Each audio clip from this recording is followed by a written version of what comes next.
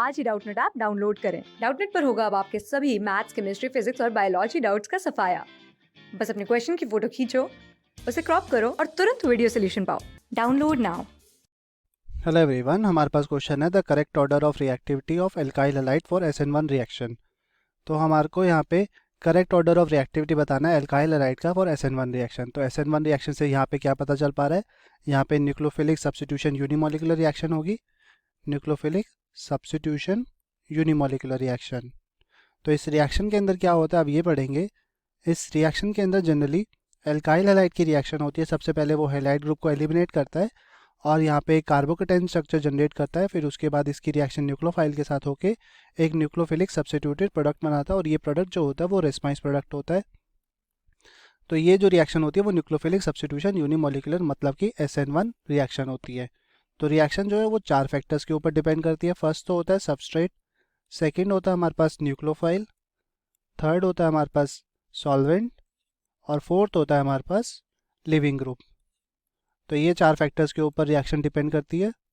अब सबस्ट्रेट की बात करें तो यहाँ पे एक कार्बोकेटाइन स्ट्रक्चर जनरेट हुआ है R+ फॉर्म के।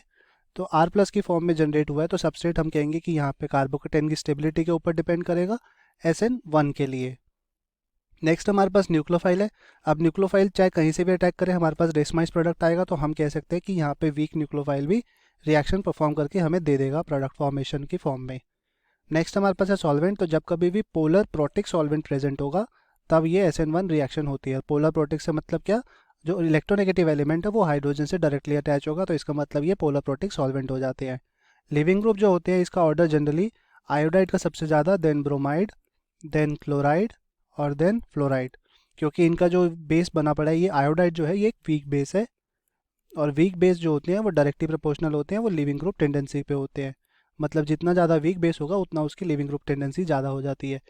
तो इसी वजह से आयोडाइड का सबसे वीक बेस होता है और इसकी लिविंग ग्रुप सबसे ज़्यादा होती है। तो ये लिविंग ग्रुप जो टेंडेंसी है वो SN2 के भी सेम होती है, जो कि इसका अनदर पार्ट है न्यूक्लियोफिलिक सब्स्टिट्यूशन बायोमोलिकुलर।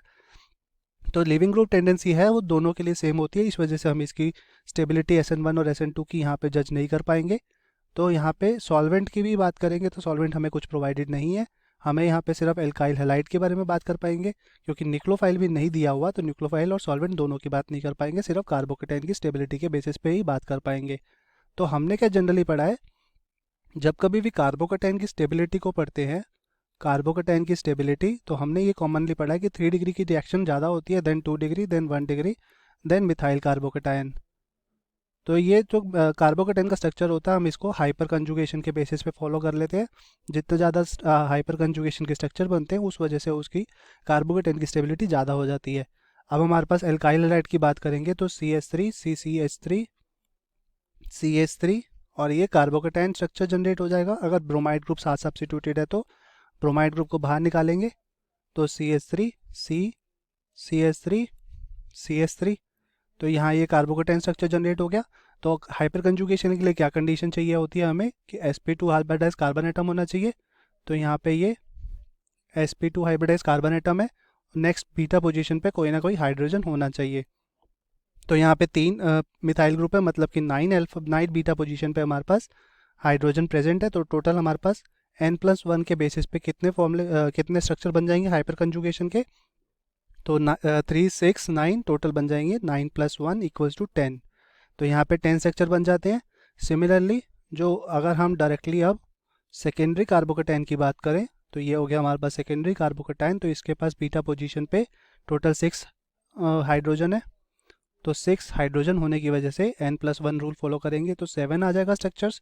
सिमिलरली जो हमारे पास प्राइमरी कार्बोकेटाइन होगा CH3 CH2 पॉजिटिव आयन, तो इसके बीटा पोजीशन पे ये प्रेजेंट है 3 हाइड्रोजन, तो मतलब कि 3 + 1 = 4।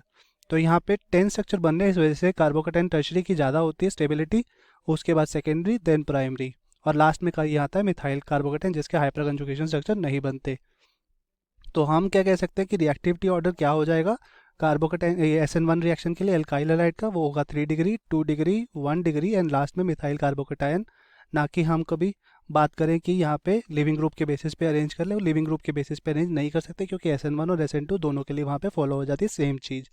इस वजह से हमारा जो हमने ऑर्डर मैच किया 3 डिग्री, 2 डिग्री, 1 डिग्री का, तो हमारे कौन से ऑप्शन के साथ मैच कर जाएगा वो चेक कर लेते हैं।